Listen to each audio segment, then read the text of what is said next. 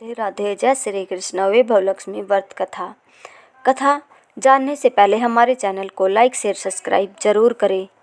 एक बड़ा शहर था। इस शहर में लाखों लोग रहते थे। पहले के ज़माने के लोग साथ साथ रहते थे और एक दूसरे के काम आते थे, पर नए ज़माने के लोगों का स्वरूप ही अलग सा है।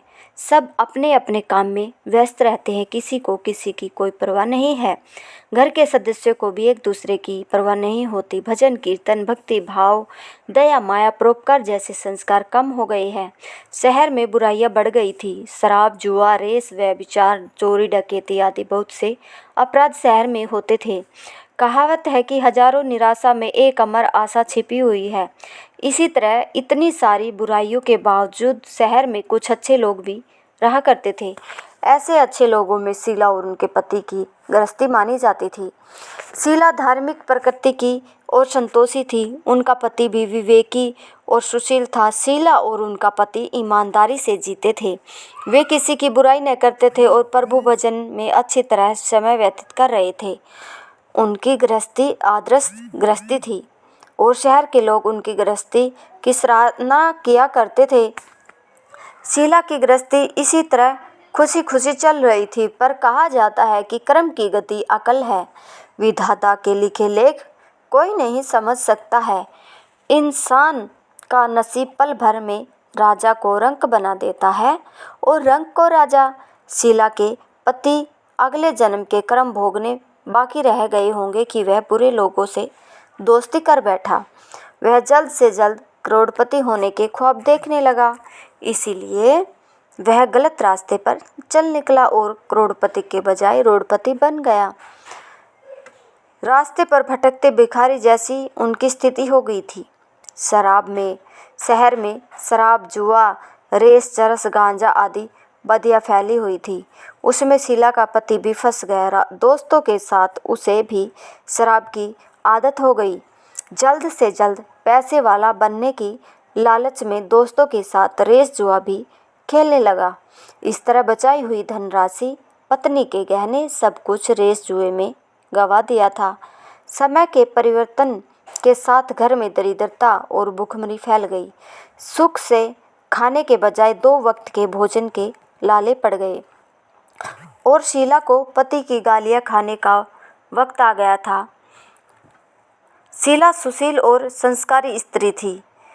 उसको पति के बर्ताव से बहुत दुख हुआ, किंतु वह भगवान पर भरोसा करके बड़ा दिल रख कर दुख सहने लगी।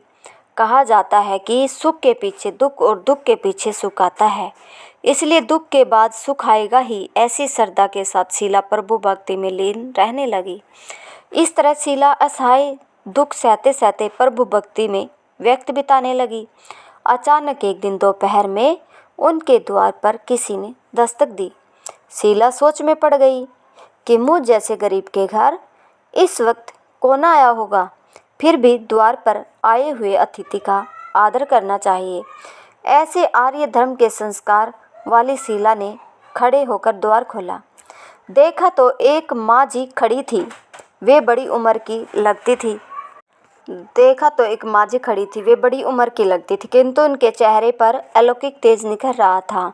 उनकी आंखों में से मानो अमृत बह रहा था। उनका भव्य चेहरा करुणा और प्यार से झलकता था।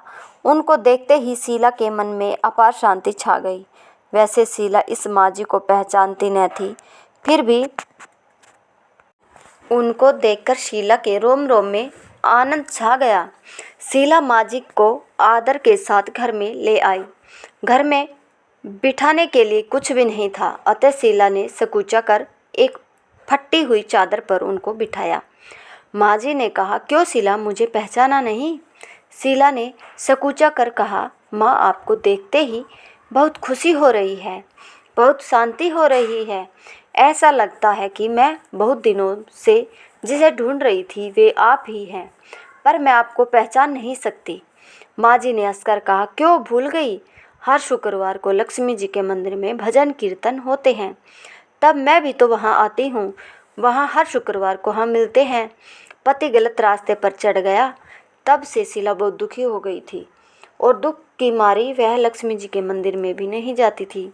बाहर के लोगों के साथ नज़र मिलाते भी उसे शर्म लगती थी। उसने याददाश्त पर जोर दिया पर वह माँ जी याद नहीं आ रही थी।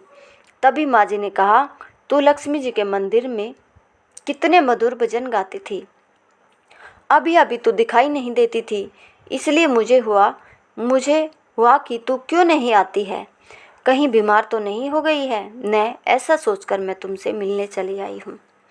माँ जी के अति प्रेम भरे शब्दों से शीला का हृदय पिघल गया। उसकी आंखों में आंसू आ गई। माँ जी के सामने वह बिलख बिलख कर रोने लगी। यह देखकर माँ जी शीला के नज़दीक आई और उनकी सिसकती पीठ पर प्यार भरा हाथ फेरकर सांत्वना देने लगी। माँ जी ने कहा, बेटी, सुख और दुख तो धूप छाँव जैसे होते हैं, धैर्य रखो बेटी। और तुझे परेशानी क्या है? तेरे दुख की बात मुझे सुना, तेरा मन हल्का हो जाएगा और तेरे दुख का कोई उपाय भी मिल जाएगा। माँ जी की बात सुनकर शीला के मन को शांति मिली। उसने माँ जी से कहा, माँ, मेरी गृहस्थी में भरपूर सुख और खुशियाँ थी, मेरे पति भी सुशील थे।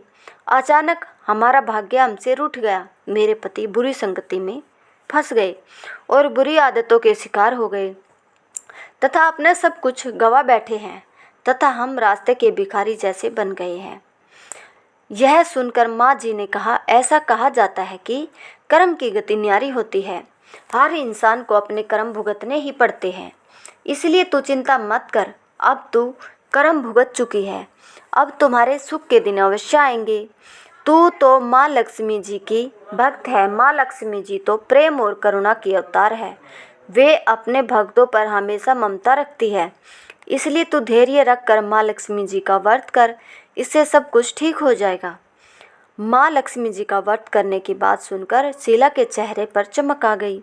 उसने पूछा, माँ लक्ष्मी जी का व्रत कैसे किया जाता है, मुझे समझाइए, मैं यह व्रत अवश्य करूँगी। माँ जी ने कहा, बेटी, माँ लक्ष्मी जी का व्रत बहुत सरल है, उसे वरद लक्ष्मी व्रत या वैभव लक्ष्मी व्रत भी कहा जाता है।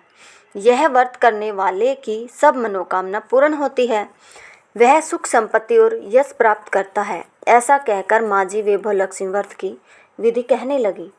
बेटी, वैभव लक्ष्मी व्रत वैसे तो सीधा साधा व्रत है, किंतु कई लोग यह व्रत गलत तरीके से करते हैं, अतः उसका फल नहीं मिलता। कई लोग कहते हैं कि सोने के गहने की हल्दी कुमकुम से पूजा करो, बस व्रत हो गया, पर ऐसा नहीं है। कोई भी व्रत शास्त्रीय विधि से करना चाहिए, तभी उसका फल मिलता है। सच्ची बात यह है कि सोने के गहनों का विधि से पूजन करना चाहिए। व्रत की उत्थापन विधि भी शास्त्रीय विधि से करनी चाहिए। यह व्रत शुक्रवार को करना चाहिए। प्रातःकाल स्नान करके स्वच्छ कपड़े पहनो और सारा दिन जय माँ लक्ष्मी का रटन करते रहो। किसी की चुगली नहीं करनी चाहिए। शाम को पूर्व दिशा में मुंह करके आसन पर बैठ जाओ। सामने पाटा रखकर उस पर रुमाल रखो। रुमाल पर चावल का छोटा सा ढेर करो। उस ढेर पर पानी से भरा तांबे का कलश रखकर कलश पर एक कटोरी रखो। उस कटोरी में एक सोने का गहना रखो। सोने का न हो तो चांदी का भी चलेगा, चांदी का न हो तो नगद रुपया भी चलेगा। बाद में घी का दीपक जलाकर अगरबत्ती सुलगा कर रखो। माँ जी के बहुत स्वरूप है और माँ लक्ष्मी जी को श्री यंत्र अति प्रिय है, अतः वैभव लक्ष्मी में पूजन विधि करते वक्त सर्वप्रथम श्री यंत्र और लक्ष्मी जी के विविध स्वरूपों का सच्चे दिल से दर्शन करो। उसके बाद लक्ष्मी सत्वन का पाठ करो। बाद में कटोरी में रखे हुए गहने या रुपये को हल्दी कुमकुम और चावल चढ़ाकर पूजा करो और लाल रंग का फूल चढ़ाओ। शाम को कोई मीठी चीज़ बनाकर उसका प्रसाद रखो। न हो सके तो शक्कर या गुड़ भी चल सकता है। फिर आरती करके 11 बार सच्चे हृदय से जय माँ लक्ष्मी बोलो। बाद में 11 या 21 शुक्रवार यह व्रत करने का दृढ़ संकल्प माँ के सामने करो और आपकी जो मनोकामना हो वह पूरी करने को माँ लक्ष्मी जी से विनती करो। फिर माँ का प्रसाद बांट दो और थोड़ा प्रसाद अपने लिए रख लो। अगर आप में शक्ति हो तो सारा दिन उपवास रखो और सिर्फ प्रसाद खाकर शुक्रवार का व्रत करो। न शक्ति हो तो एक बार शाम को प्रसाद ग्रहण करते समय खाना खा लो। अगर थोड़ी शक्ति भी न हो तो 2 बार भोजन कर सकते हैं। बाद में कटोरी में रखा गहना या रुपया ले लो। कलश का पानी तुलसी के क्यारे में डाल दो और चावल पक्षियों को डाल दो। इसी तरह शास्त्रीय विधि से व्रत करने से उसका फल अवश्य मिलता है। इस व्रत के प्रभाव से सब प्रकार की विपत्तियां दूर हो कर आदमी मालामाल हो जाता है। संतान न हो तो संतान प्राप्ति होती है। सौभाग्यवती स्त्री को सौभाग्य अखंड रहता है। कुमारी लड़की को मन भावन पति मिलता है। शीला यह सुनकर आनंदित हो गई। फिर पूछा, माँ आपने विभलक्ष्मी व्रत की जो शास्त्रीय विधि बताई है वैसे मैं अवश्य करूँगी, किंतु उसकी उद्यापन विधि किस तरह करनी चाहिए यह भी कृपा करके मुझे सुनाइए। माँ जी ने कहा, 11 या 21 जो मन्नत मानी हो उतने शुक्रवार यह विभलक्ष्मी व्रत पूरी श्रद्धा और भावना से करना चाहिए। व्रत के आखिरी शुक्रवार को खीर का नैवेद्य रखो। पूजन विधि हर शुक्रवार को करते हैं वैसे ही करनी चाहिए। पूजन विधि के बाद श्रीफल फोड़ो और कम से कम 7 कुंवारी या सौभाग्यशाली स्त्रियों को कुमकुम का तिलक करके विभलक्ष्मी व्रत की एक पुस्तक उपहार में देनी चाहिए और सबको खीर का प्रसाद देना चाहिए। फिर धनलक्ष्मी स्वरूप विभलक्ष्मी स्वरूप माँ लक्ष्मी जी की छवि को प्रणाम करें।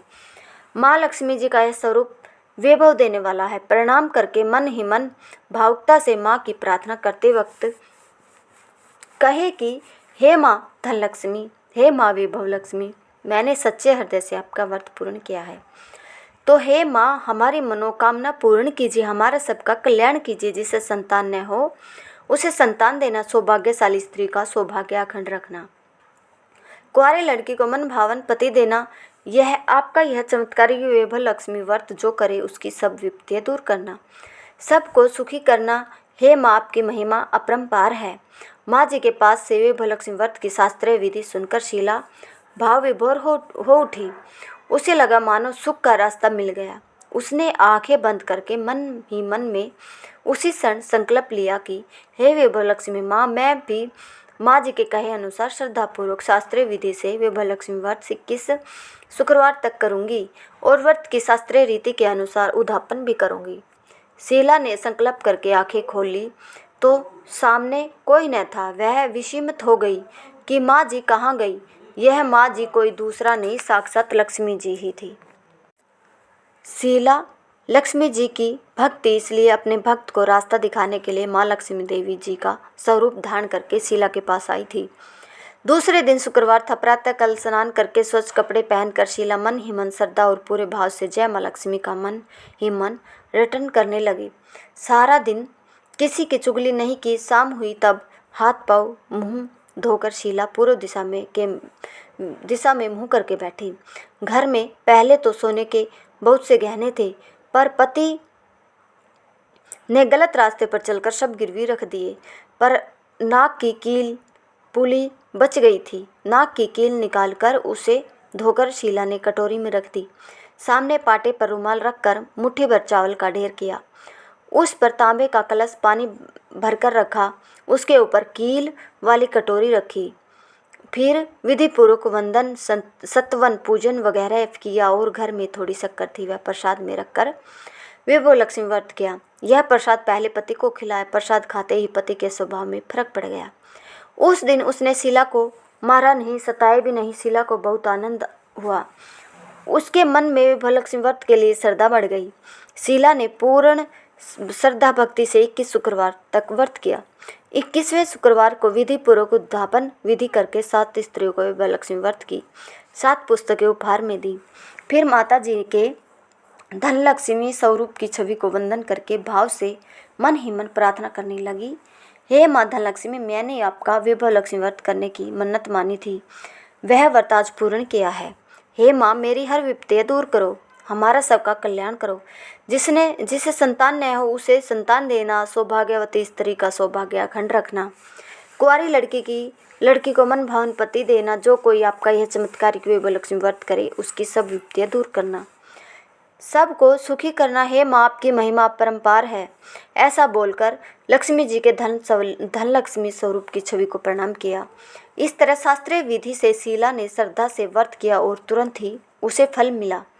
उसका पति सही रास्ते पर चलने लगा और अच्छा आदमी बन गया तथा कड़ी मेहनत से व्यवसाय करने लगा। धीरे धीरे समय पर परिवर्तित हुआ और उसने शीला के गिरवी रखे गहने छुड़ा लिए।